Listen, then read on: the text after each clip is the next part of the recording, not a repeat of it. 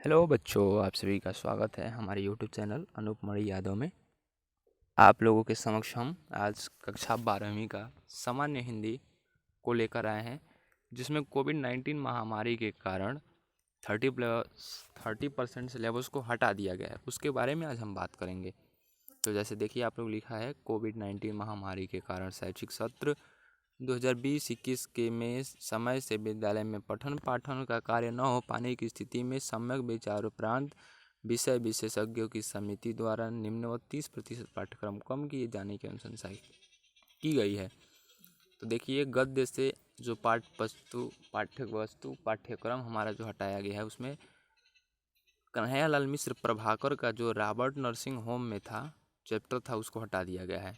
और हरिशंकर परसाई द्वारा लिखित निंदा रस को भी हटा दिया गया है। और काव्य खंड से मैथिली शरण गुप्त द्वारा रचित गीत और जयशंकर प्रसाद द्वारा रचित गीत और सुमित्रा नंदन पंत द्वारा रचित परिवर्तन तथा रामधारी सिंह दिनकर द्वारा रचित उर्वशी और पुरुरवा को हटा दिया गया है। कथा साहित्य में शिवानी और लाटी, इन दोनों को हटाया गया है। संस्कृत से भोज औदार्यम को हटाया गया है। और व्याकरण से रजन जनक इत्यादि को हटाया गया। आप सब देख रहे हैं। काव्य सुंदर तत्व यानी अलंकार से भ्रांतिमान एवं संदेह अलंकार को हटाया गया है। इसके बाद से हमारा जो आता है वो आता है पेपर का मॉडल कैसा होगा, कौन सा क्वेश्चन कितने अंक का बनेगा। तो उसके बारे में हम चर्चा करते हैं और जान लेते हैं कि कहाँ से कितने अंक के प्रश्न पूछे जाएंगे बोर्ड परीक्षा में। तो जैसे देख रहे हैं आप स्क्रीन पे लिखा गया है हिंदी साहित्य का इतिहास, यानी गद्य साहित्य के इतिहास से 5 प्रश्न पूछे जाएंगे। ठीक इसी प्रकार पद्य यानी पद्य साहित्य के इतिहास से भी 5 अंक प्रश्न पूछे जाएंगे। उसके बाद से हमारा आता है गद्यांश, यानी पाठ्यक्रम में पद्य पर आधारित पद्यांश से 5 क्वेश्चन पूछे जाएंगे। ये क्वेश्चन 2 अंक का होगा, कुल मिलाकर 10 अंक। इसी प्रकार गद्यांश में किसी पाठ से आधारित कोई गद्यांश दिया जाएगा और उन गद्यांशों पर में से 5 प्रश्न पूछे जाएंगे और 5 प्रश्नों का उत्तर आप लोगों को लिखना होगा और इनसे हमको 10 अंक प्राप्त होंगे। इस प्रकार पाठ्यक्रम में निर्धारित लेखकों का साहित्यिक परिचय एवं कृतियाँ पूछेंगी, जो कि 5 नंबर के होंगे। इसी प्रकार कवियों की भी साहित्यिक परिचय एवं कृतियाँ पूछेंगी, जो 5 अंक का होगा। उसके बाद से जो आपका पाठ्यक्रम में निर्धारित कहानी है उसका सारांश लिखना है अथवा उद्देश्य लिखना है, उस वजह से भी आपको 5 अंक प्राप्त होंगे। 7वां जो है हमारा पाठ्यक्रम निर्धारित खंड काव्य जो है रश्मि रथी जो हम पढ़ते हैं, उसमें भी आप लोगों को 5 अंक मिलेगा। इसके बाद से जो खंड ख आता है वो भी 50 अंक का है। इसमें संस्कृत खंड में गद्यांश जो दिया है उससे 7 अंक का प्रश्न पूछा जाएगा, जिसमें 2 अंक आपको संदर्भ में मिलेंगे और 5 अंक उसका हिंदी में अनुवाद करने पर। ठीक उसी प्रकार संस्कृत में जो पद्य हैं, जैसे श्लोक हो गया, सुभाषितानी हो गया, उसकी संदर्भ सहित व्याख्या लिखने हिंदी में अनुवाद करने पर भी 2 अंक संदर्भ पे और 5 अंक हिंदी में अनुवाद पर मिलेगा। लोकोक्तियों मुहावरों से 2 अंक मिलेंगे। और संधि, देखिए संधि में हमको 3 ही संधि पढ़नी है, 4 दीर्घ पढ़ना है, गुण पढ़ना है, यौन पढ़ना है और आयादी पढ़ना है और 3 अंक के आएंगे। विभक्ति पहचान से 2 अंक आएगा। शब्दों में सूक्ष्म अंतर से 2 अंक, अनेकार्थी शब्द से 2 अंक, अनेक वाक्यों के लिए एक शब्द में से भी 2 अंक आएगा और वाक्यों में त्रुटि के लिए भी 2 अंक आएंगे। रस में हमको पढ़ना, देखिए क्या क्या है, श्रृंगार पढ़ना है, करुण पढ़ना है, हास्य पढ़ना है, वीर पढ़ना है एवं शांत रस पढ़ना है और इनके उदाहरण देने हैं, इनसे भी 2 अंक आएगा। अलंकार में हमको अनुप्रास, यमक, सलेश, उपमा, रूपक और उत्प्रेक्षा, मात्र इन 6 अलंकारों को ही पढ़ना है, इससे भी हमको 2 अंक प्राप्त होंगे। छंद में हमको मात्रिक छंद पढ़ना है, चौपाई पढ़ना है, दोहा पढ़ना है, सोरठा पढ़ना है, कुंडलिया पढ़ना है और इससे भी 2 अंक आपको प्राप्त होंगे।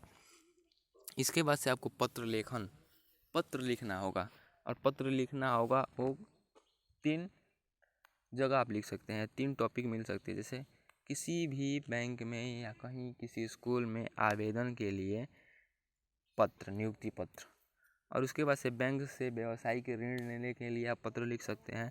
और तीसरा जो है अपने नगर, गांव या मोहल्ले की सफाई के लिए किसी अधिकारी के पास आप पत्र लिख सकते हैं। ये आपको 6 अंक के प्राप्त होंगे। उसके बाद से निबंध में हमें जो कि विज्ञान पे आधारित हो सकता है, वाणिज्य पे, शिक्षा, कृषि, सामाजिक, राजनीतिक चेतना पे आधारित हो सकती है, या पर्यावरण से संबंधित हो सकती है। यानी निबंध से हमको 9 अंक प्राप्त होंगे। इसके बाद से आपको पाठ्यक्रम दिखा रहे हैं कि प्रोज से यानी